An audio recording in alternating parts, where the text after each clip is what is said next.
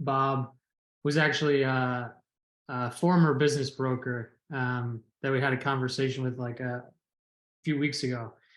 And I guess to me, somewhat ironically, we're having a conversation about my dissatisfaction with like using brokers now that I'm on the buyer side of things. So originally, when I sold the business exit monitor that I talked about earlier, we used a business broker, and throughout the process, being that it was more of a a smaller deal, I think the other gentleman, forgetting names, mentioned selling a 50 million business to like $1 billion company.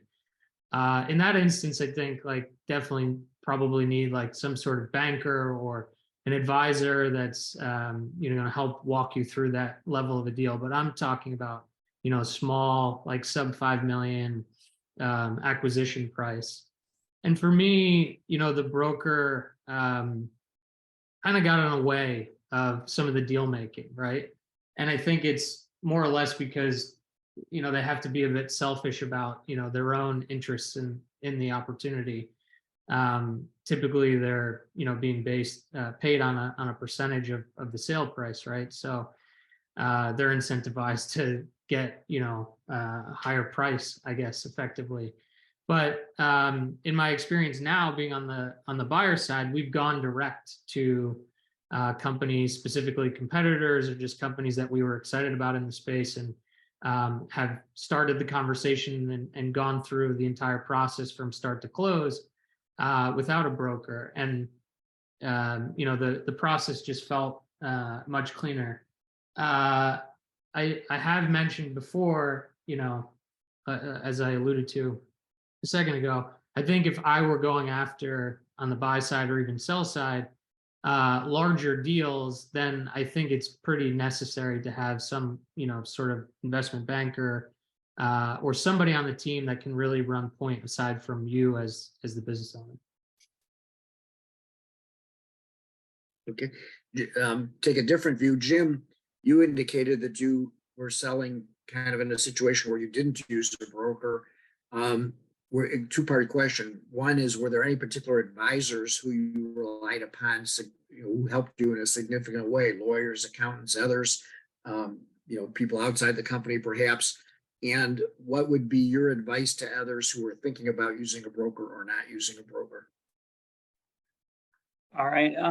Yeah, I mean, it was interesting that what happened was probably 5 or 6 years prior to our first deal, a broker had reached out to my brother to say, hey, would you like your business valued?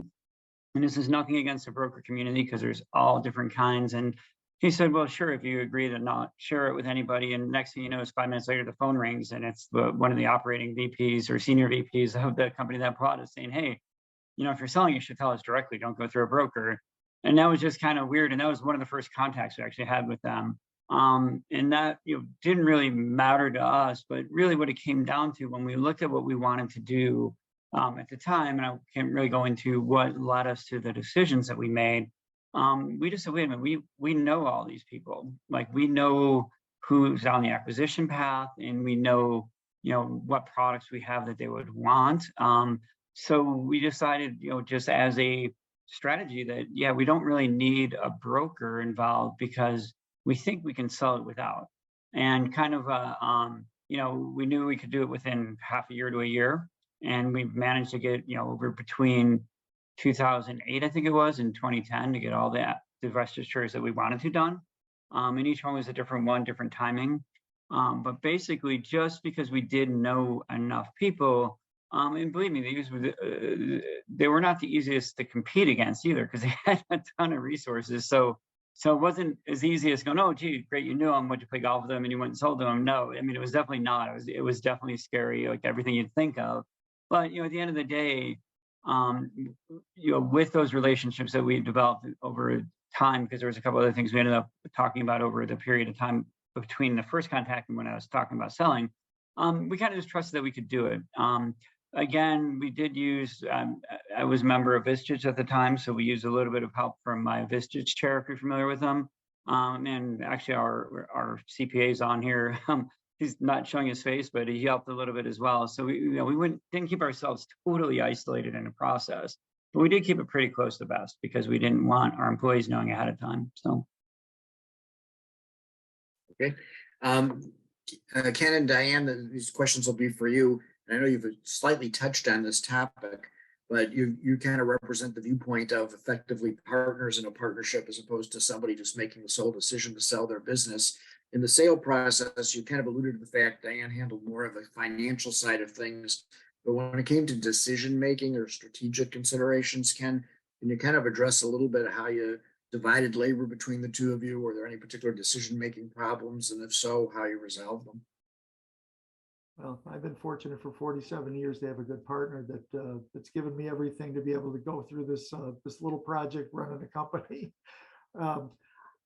Make sure you have a pillow and a blanket by the couch if you're working with your bride. That's the best information I can give. I handled the sales and the operational parts of it, dealt with our salespeople and our operations people.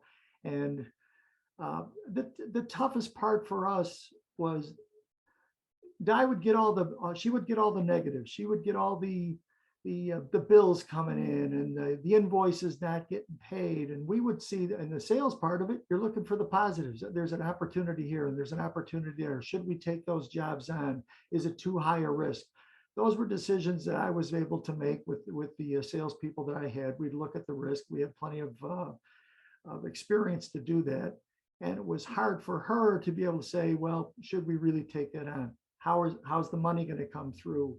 Those are all tough things to deal with, but fortunately, did we have a few arguments over 30 years? You bet. It's a hard thing to do to run in a business, especially when you got your life savings into a business that we had for a long time. But that's the best thing I can say is divide those issues, and hopefully you can come to an agreement. And we were able to do that. Okay, Dan, a question for you. This is, again, we don't want any specific information, but just generally, kind of this is focused around valuation. What were the thoughts between you and Ken about what you would expect to get for the business? How far in advance of the actual sale or putting the company up for sale were you thinking about valuation? And then ultimately, when you did go out to sell the company, did you provide an asking price or just let them make offers? And what was the thinking around that strategic decision? Well, through the years, several years, quite a few years before we even thought about selling the business, our financial advisor and our accounting firm would always talk to us about our business and encourage us to devise some kind of an exit plan. So we had decided early on in our retirement planning that our retirement was not going to be based on the sale of our business. It's going to be based on, and if we did sell it and whatever we got would be icing on the cake. But we really had absolutely no idea what it was worth. So our strategy has always been to surround yourself with professionals and be smart enough to listen to them. So over the years, we had developed a great team of professionals, our accountant, our accounting firm, our lawyer, our banker, our insurance broker. We worked with them for years. And so our accounting firm was especially invaluable because they had a division. One of their services was a valuation advisory service. So several times over a period of years, we would have them evaluate our business. We'd give them the information they needed, so they would come back with a report that gave us an idea based on our, how we were doing, what the business was worth. So we kind of had an idea. And then with our broker also did an analysis, came up with a valuation. So between that, they really kind of determined what they thought it was worth, and we went with their suggestion. So we really didn't put in, ask for, a bid. We really offered our price, and that's what we use them. Okay, thanks. And I'll go, Diane, with you with the next question as well. So, and I know we have a couple of lenders on the call today, on the session today as well. Typically, we think about financing as being the buyer's problem. They're the ones that have to get the financing, but it does impact the seller as well in some moments in terms of collecting information and having to provide things. Can you describe a little bit from your viewpoint how, what you saw as the financing process as a seller, how it impacted you, and whether there was a lot of information that you needed to provide in that respect. Well, in terms of the buyer getting financing, we really didn't have too much in that responsibility. Our broker really kind of handled that and kind of stayed on. The buyer was really responsible for getting his own financing and determining if he'd be able to afford it. And our broker would stay on top of it to make sure the process was moving along if it was too slow. Our final purchaser ended up going SBA, so which was a new experience for us. So they went with SBA financing. So we ended up having to, have a promissory note at the end, which we were fine, we were fine with. But we really didn't have a lot of, we didn't have to do a lot in terms of the buyer getting the financing. Okay. Next question for Sean. To the extent you've been involved in transactions where there were multiple offers, kind of what are the factors? And I've seen situations, by the way, where it's not always priced by any means. There's other considerations that go into it. I sometimes even call it chemistry or likability. Kind of your viewpoint in general, both as a buyer and a seller, as to what are the major factors in deciding which offer to select when there's multiple offers. This one to Sean.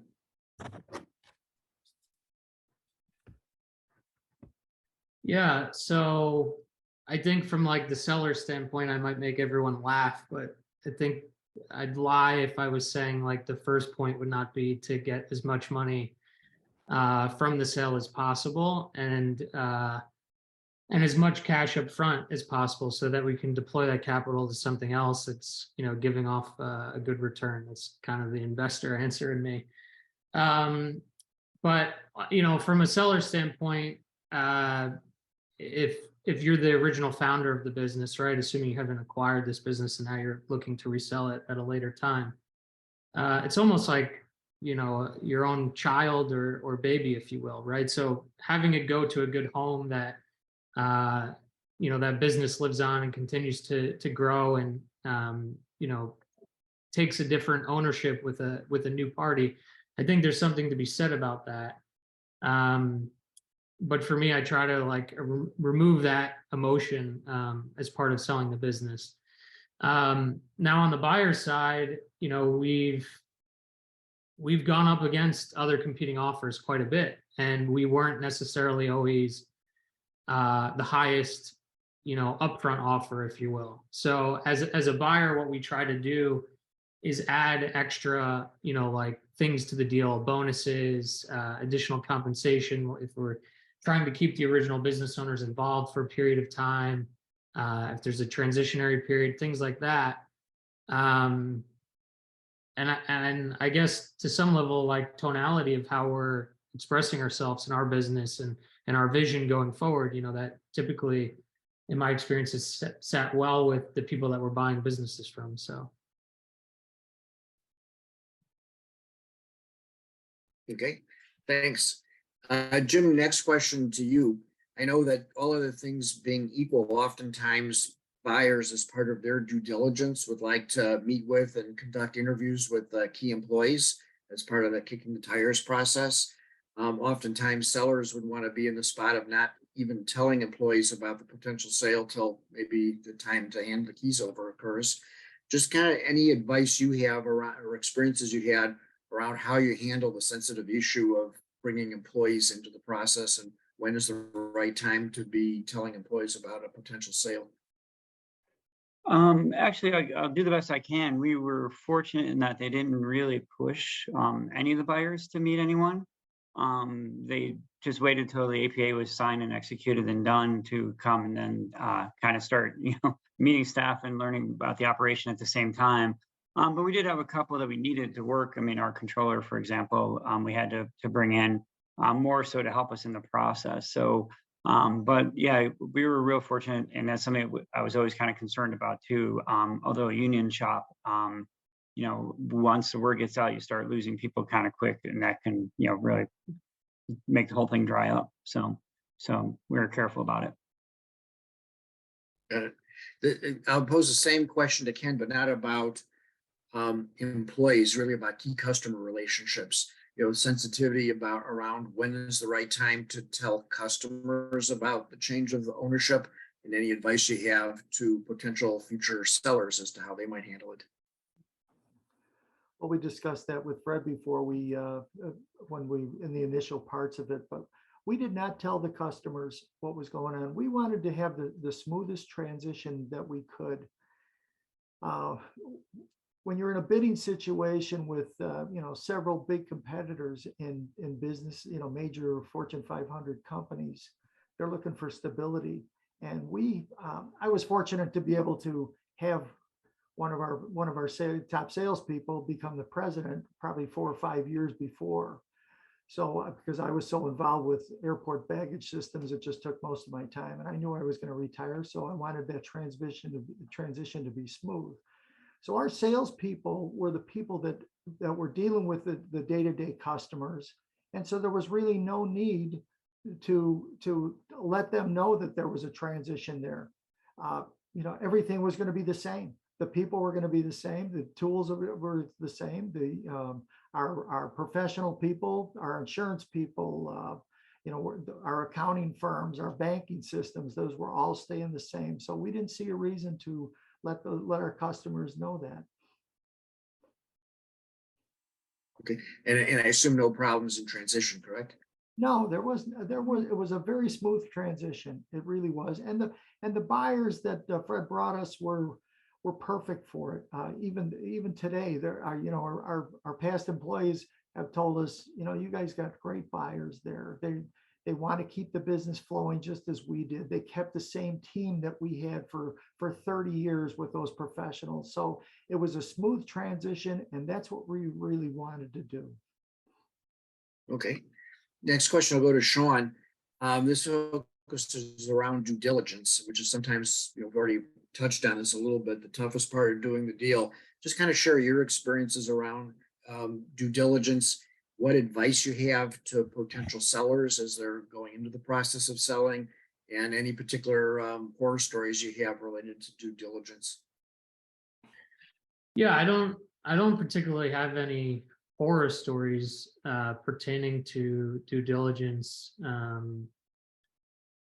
But pretty early on, I developed like a checklist that I'm still using today, right? So I try to create more or less like a filing system of, where all the different data points can be stored and make it easily understandable to the person who's buying it. And now we're using that same sort of framework on the buy side. I don't know if this is necessarily considered like a horror story in terms of due diligence, but we did have a business that we were trying to sell some years ago, and ultimately we ended up hanging on to it. But what had happened is, like, during several due diligence processes with different buyers who had made pretty significant offers,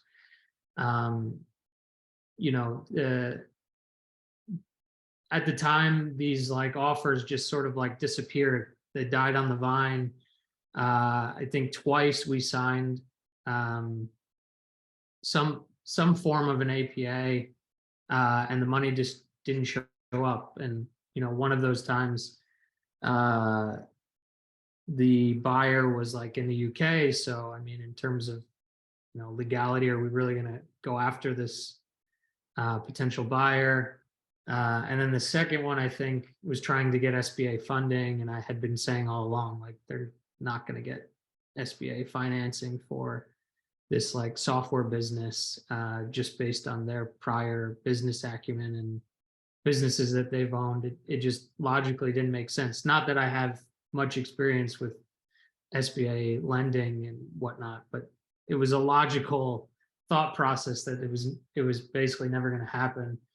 And that was kind of a grueling process because, I guess, as Ken and Diane were talking about earlier, it went on for quite a while. And the broker that we were working with on it, was continuing to ask for updates every month or so. Like, let's update the P&L, let's update the key metrics and whatnot. And it kind of left a bad taste in my mouth as time went on, because we were getting these so-called buyers that were, interested in signing somewhat definitive agreements to move forward, and we're constantly doing the updates. And this business was, showing off a ton of cash flow for us, so it wasn't like a make or break situation of needing to like sell, so to speak. Aside from that, I'll just go back to the point that I made earlier, which is, there's a lot of emotions that I think go into selling in general.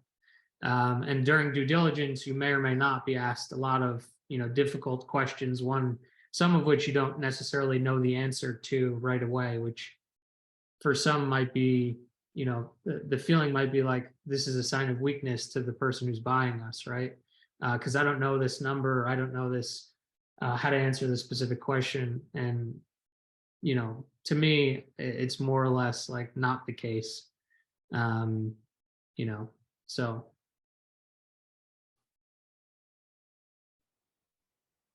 Good, thanks.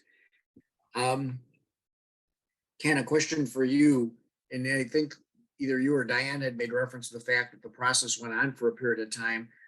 Also, I think you indicated you were looking to sell for retirement reasons, but this goes to a question of timing, market timing in general, even if it's not in your particular case. Do you have any kind of sense as to how one decides when the right time to sell is? Were there any thoughts you had about, did you pick the time too soon, too late? And how in advance of actually going to market do you begin the process? My personal feeling is you should do it 5 years before you think you're going to retire. I made a statement at a company meeting that we had when I was 64 years old, and said that kids, you know what, when I'm 65, I'd like to go play pickleball. And if anybody's interested in purchasing this business, let me know. Otherwise, we're going to get valuations, and we're going to start the process. And it took much longer than I thought. We never, you go through a lot of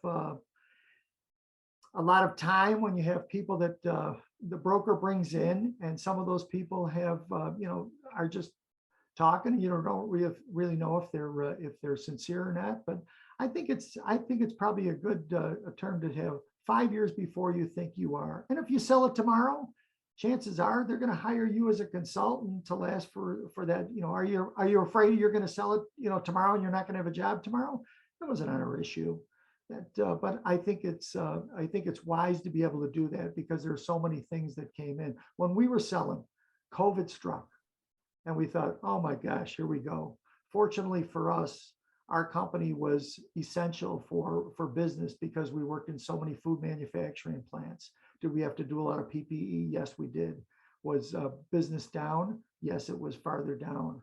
So that hurt us a bit, but we didn't have any problem staying in business during the COVID period. But I think 5 years ahead of time, that's when you should think about it. Sooner than later. Okay. Diane, can you share some thoughts with us on kind of the process of selecting a broker and recommendations you have around that? What are some of the important factors or criteria you would consider? Well, first of all, can't even imagine doing this on our own. And we were lucky enough, we had gotten a recommendation from our lawyer who had worked with this particular broker on past deals, and he came very highly recommended. So we met with him, and we had a rapport right away. And, we liked what he said. We got along great. So our advice would be to, talk with a professional that you trust, get a recommendation, and go from there, and then go with your gut. We lucked out. I couldn't imagine doing it without a broker. What would you say were some of the important, characteristics or aspects of having a broker that you found most helpful? You know what? We just clicked. He was personable. He had a good success record. He came, our lawyer had worked with him and highly, talked very highly of him.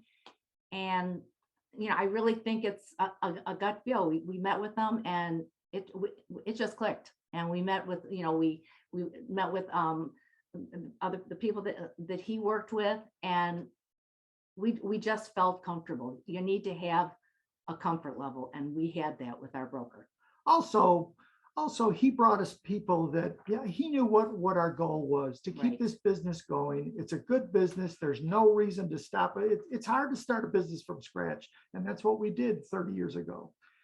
He brought us people that he knew that they wanted the same things we did. He didn't just bring in people that just for the sake of it, so we could talk for 2 hours and shoot the breeze. He brought people that were qualified, that didn't waste our time, and so the process moved forward.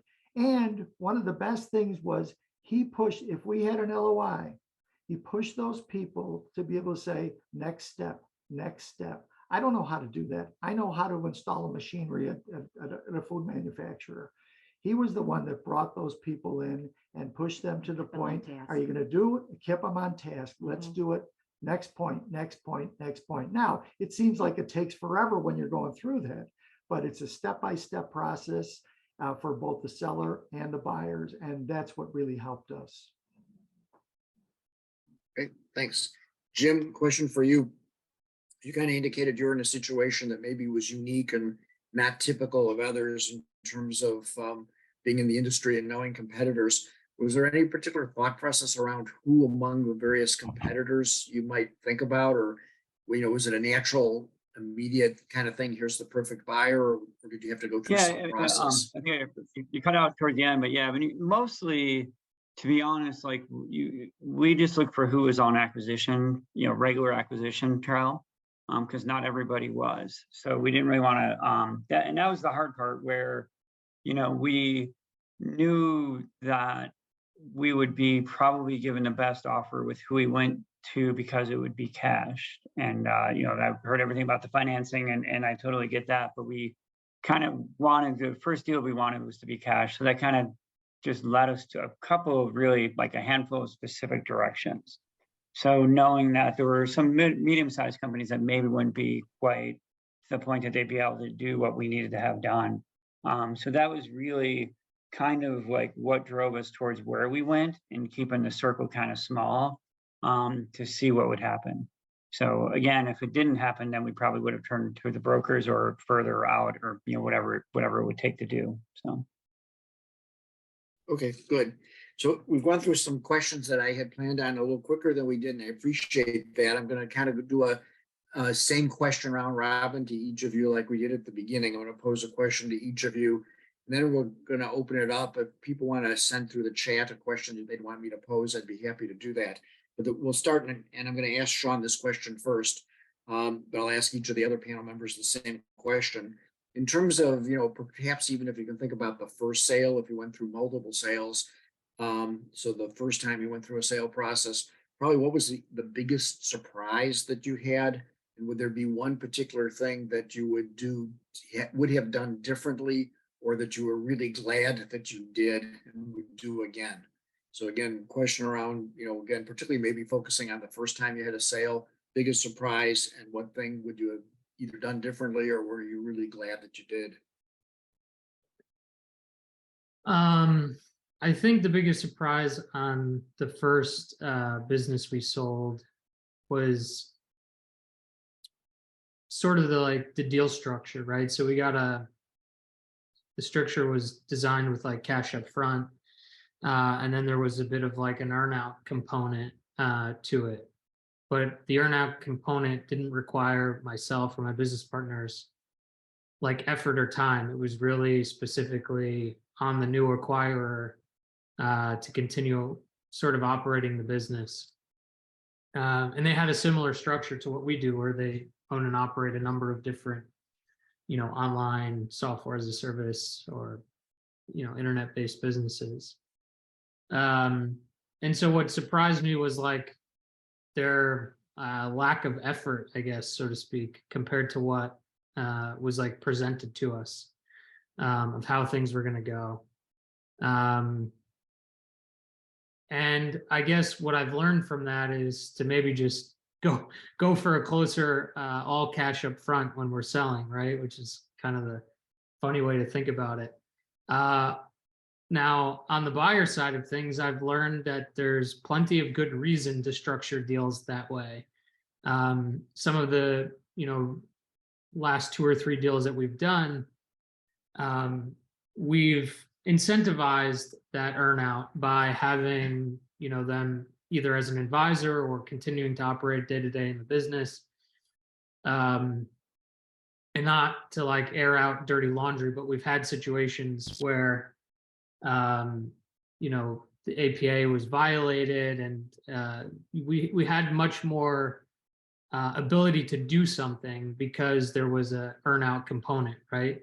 So to stop the person from, say, now like competing against us, and like renegotiating the remaining debt on the deal because of the original seller's sort of own stupidity. To give like a little bit more transparency, one of the main things that I'm focused on right now is we had an existing email verification software business, and we've been doing a roll-up strategy in the space, going out and buying a few different competitors. And as I've already, explained, like some of those competitors decided that what we were doing was such a great idea after they already sold their asset to us to sort of, in some shape or form, keep competing with us. And so, we protected the downside, I guess, by not paying 100% up front, and, sort of learn that, like I said, for my own lesson, which I guess is nice when I was selling the business. Good. Diane, question to you again. What was perhaps the biggest surprise in the whole process to you? And what was the one thing you either were really glad you did or something you would have done differently? Most surprising was the volume of data that we had to give. It made, we had to analyze every part of our business. I mean, the leases that we had, valuing the equipment that we had. I mean, it's just daunting. And I'm so grateful that I am anal, and I had great records. It was easy to pull the information together. It was harder. I think couldn't have done Ken's part where I had to go and explain all the businesses, but doing the accounting is kind of black and white. So I had all that information available, but I was just flabbergasted at the amount of data. We have boxes of information that we had to supply. So that just blew me away. Okay. Jim, biggest surprise and the thing you would have done differently, or something that you were really glad you did? The biggest surprise, a little bit what Diane said, but just the stress involved with everything she just talked about. And wasn't husband and wife, so I didn't have to have a blanket and pillow by the couch. I work with my wife now, so I kind of get that scenario you guys mentioned. But yeah, it really, like, you think, oh, well, a couple of weeks we'll be through this part and we all roses, and like there are things like we didn't really anticipate how inventory would be treated, and didn't find that out until rather far into the process. And it was material to the finished price. So, things like that were just like, those curveballs are constantly going to be there, and you just have to kind of emotionally be ready for it. And then the biggest surprise, actually, just thinking about it, which was totally unrelated to everything, was in the process of the first. And for those who are in union environments, if you're familiar with Central States pension, our union had voted for that for years. We tried to talk them out of it. It's one that, at least so far, at least back then, and I think it still is pretty well underfunded. What we didn't know, and actually the first acquirer told us specifically, was that if we were closing our facility, we would owe whatever the shortcoming of our share of it was, even though we had absolutely nothing to do with it. It was our union, reps that chose it, or union folks that chose it, or whatever. So that kind of created this little surprise that we realized that maybe we need to finish this off, because if it was less underfunded as we got towards retirement age, that could be our whole retirement. So sometimes you've got to kind of keep your ear open in the process, is kind of the lesson there, and be open to, what you're being told. So. Okay, good. And Ken, your perspective on biggest surprise, or thing you were most glad you did, or thing you do different? Mine is exactly the same as Jim's. I never heard of underfunded pension liability until I was going to sell the business. And I heard it from our accounting firm, and they said, you might want to check this out. And I had to call her, and I didn't want the unions to know that we were selling the business, because word travels and then it's to our competitors. And then we've just hurt our business by letting things out. But I ended up having to call the unions downtown and go through it and pay them to tell us that we didn't owe anything. And it took months for them to be able to do that. It was just such a surprise. The other surprising thing was the number of people that we saw that interviewed with us, the different backgrounds that they came to look at in our business. It was a little different. We're looking for people that understand our business. And many of you are looking for businesses that are profitable. And that's a whole different aspect. So those were some of the surprises. They really were. We got through them, baby steps, you got to get through it. Okay, great. Well, I thank you for all those questions. What I'd like to do is we have a few extra minutes until 1 o'clock close time. Any questions from our participants here, our audience today? I know we have some bankers, we have some brokers in here, we have some business owners and others. But anybody have a question or any follow-up or anything they heard that they want to explore a little further? I think Annie had a question in the chat. She was asking to the panel, how much did you remove yourself from management before selling? And that can go to anyone. Well, as I said before, I knew what I wanted to retire, and I knew the people that in our sales force wanted to stay working. So I promoted, one of our top salespeople to be able to take over as the presidency, so he could run the day-to-day operations. And I was so involved with airport work that kept me on the side. And it really was a good transition for us, because they really didn't see us that much. I mean, Di was so involved in it, but I was on the outside looking in. Now, was I involved in the day-to-day operations of the company? Yes, but not the not the minutia. I was taking care of the airport work. They were watching it, and we would watch it on a weekly basis. So that helped us with the transition. Maybe Jim, do you have a perspective on that too? Yeah, I mean, I think it's a twofold answer, and it's almost like psychologically or physically, because it's really hard to run the business when, every time you pick up the phone, there's another request for 10 pieces of data. So, that physically I was there, I'd have to say. And, as I mentioned before, we were fortunate enough to have staff, so they didn't really pick up on it on the first transaction, but it got a little weird because as I mentioned before, we had actually, at least in terms of operating businesses, 3 different transactions over 3 different years. And so by the second transaction, towards the end of it, people were starting to kind of go, wait a minute, I've seen that look before, so it might have been better had I, nobody ran or anything, but, still you want everybody who's motivated and we're not quite MDs, but in the food business, food safety is very important, and you cannot take your eye off that ball. So as you can imagine, that can be a little scary as well. Good. Okay. There's another question that came through the chat, and we'll kind of just see who before we move on. Can I comment from the lawyer's perspective? Would that be all right? Sure. It's an interesting. Go ahead. It's an interesting question, and at least in my experience, the idea that management, I'm making an assumption that by management you mean the selling owners. Even the mere thought that they can in any way at all remove themselves from the process is unrealistic. In fact, they need to double their workload potentially. And what I've heard makes a lot of sense from the standpoint of the increased work if and constant requests for reports and things. But what gets lost in that answer is the fact that if the process is undertaken 3 or so years before the idea, the actual going to market, then that extra 30 or 40 hours a week and that constant, I need this, I need that by the brokers and the lawyers would probably drop by 80%.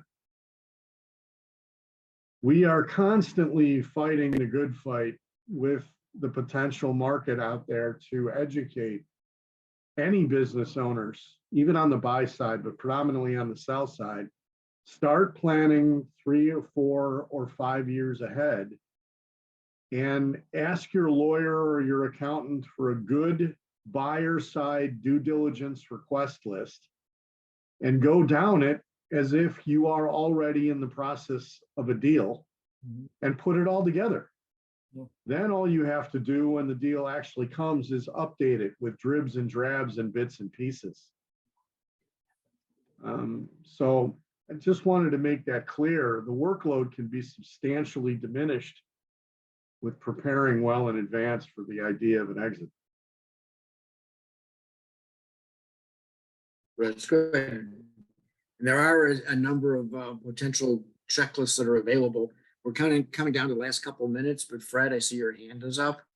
Yeah, Question, I would comment? just like to, I promise to keep it brief, but just a real quick comment on that. Because as much as we try to explain that it will be burdensome, that the work will be onerous, there'll be tons of it, I'm not sure we could ever express completely just how taxing it can be for an owner.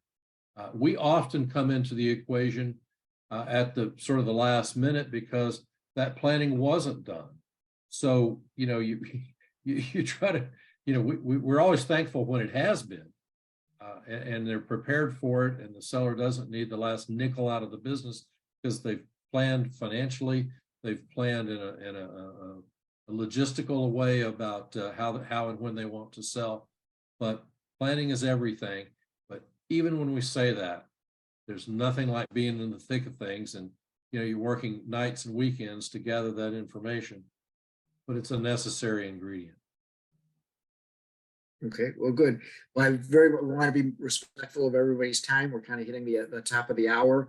I very much appreciate the panel. It was all very insightful. You all provided us with some very good and helpful information.